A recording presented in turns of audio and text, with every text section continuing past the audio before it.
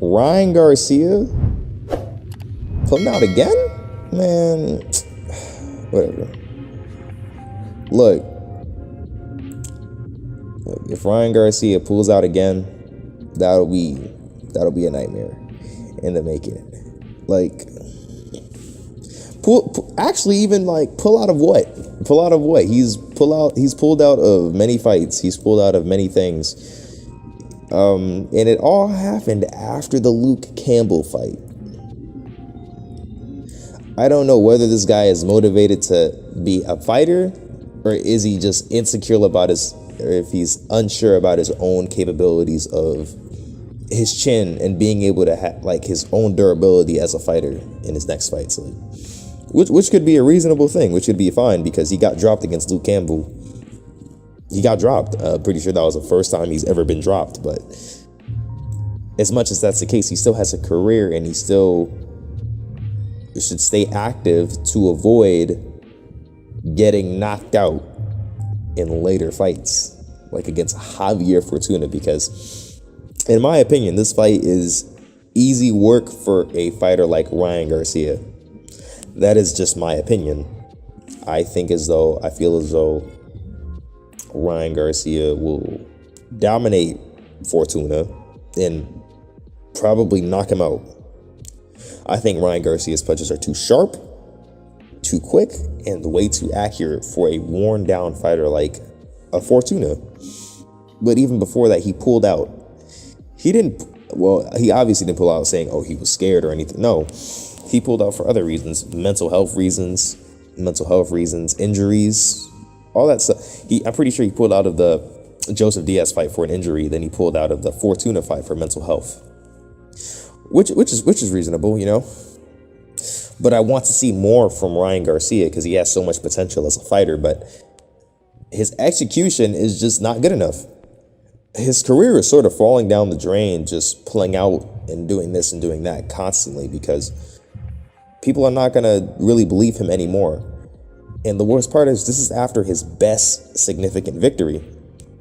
It is. It's after his very successful victory against Luke Campbell. Luke Campbell should have gave him a lot of a tougher fight, but Ryan Garcia's power made Luke Campbell like not want to throw his hands too much because of how powerful Ryan Garcia was and how much of a stalker he was as a fighter. Ryan Garcia is strong enough to make an opponent who maybe has more skills than him to not use him. That's what power can do. So it just really depends on the fighter. And for Ryan Garcia, in such a young age, and even his disputes with Canelo, his trainers, you know, he left Canelo's trainer, Eddie Reynoso, saying that Eddie Reynoso put too much attention on Canelo. Now, okay, I'm going to take that as face value, like, okay, that's reasonable. You know, you want to, improve as a fighter, and if the trainer's putting too much effort on one student, he's just not going to feel you know what I mean?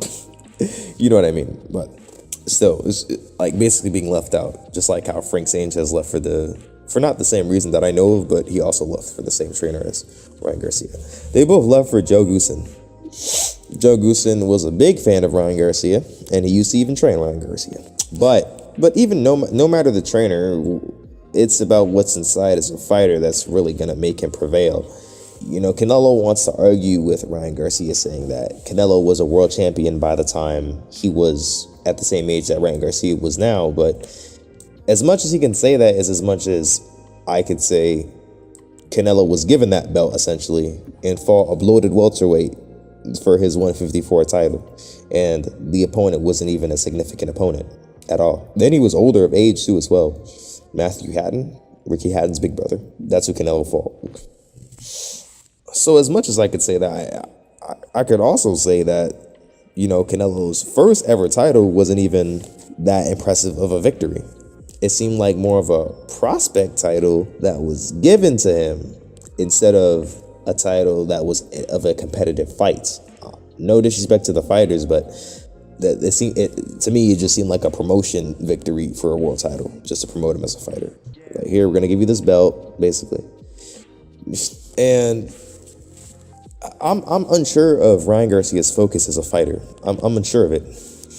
I don't know if if he's really mentally there anymore as a boxer. I don't know if he's discouraged now because of that loss. I mean, not loss. What the hell? I don't know if he's discouraged now because of that fight. I don't know if he's discouraged by Luke Campbell. I just don't know. His Emmanuel Tego fight, his most recent one, was not a good performance either. It was a performance. It looked good because he was punching quickly, but he could not cut the ring off for his life. You were literally in the Eddie Reynoso gym. You're training beside a fighter who is exceptional at cutting off the ring and breaking boxers down. Did you not learn anything from that time? Like, it's actually kind of crazy. It seemed like Eddie Reynoso really wasn't giving him any attention based off of how he was running after Tego. He looked like Yoel Casimiro against Rigondeaux.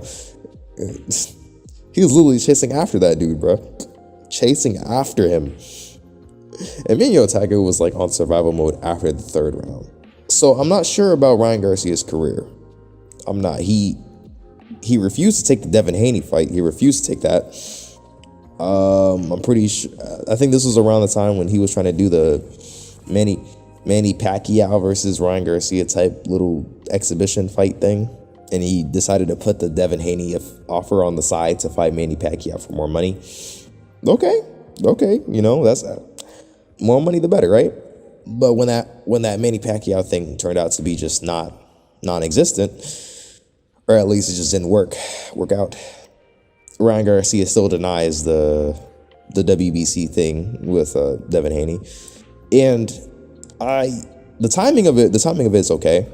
It's okay because I can see why he would deny it, because Devin Haney didn't have that much value at that time, as much as he does now that he's undisputed. I'm pretty sure then afterwards he then not dodges, but he doesn't accept the fight with Isaac Cruz.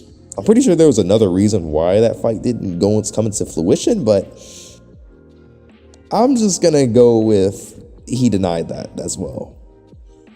All of these fights were never officiated, and now it's just back to Fortuna on the 16th of July. I'm pretty sure. I don't even know when that fight's gonna happen. It seems like Ryan Garcia really does not want to take this Fortuna fight for some reason, or any other fights at all at this point.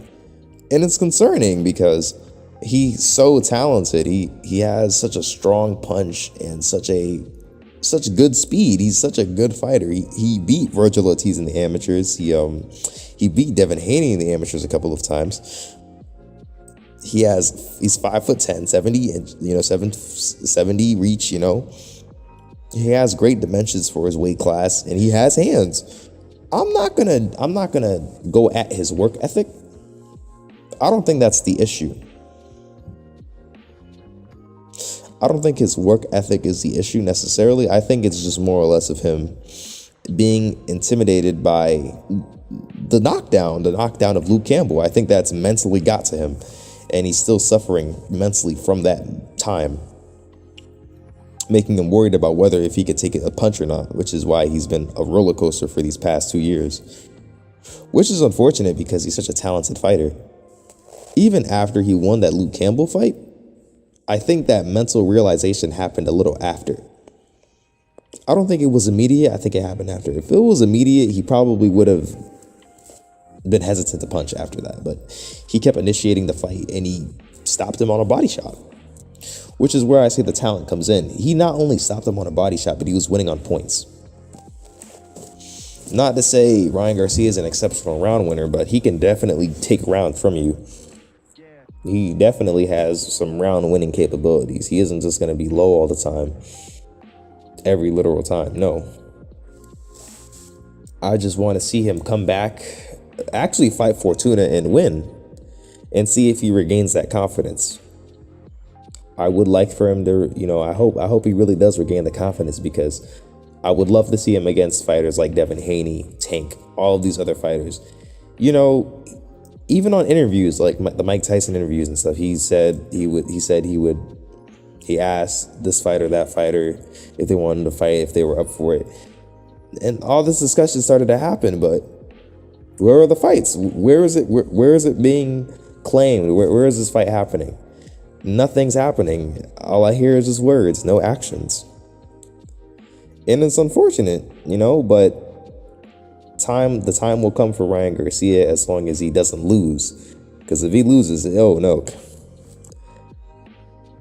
One loss isn't the end of your career, but it will definitely drag him back. So let me know your opinions about Ryan Garcia in this situation.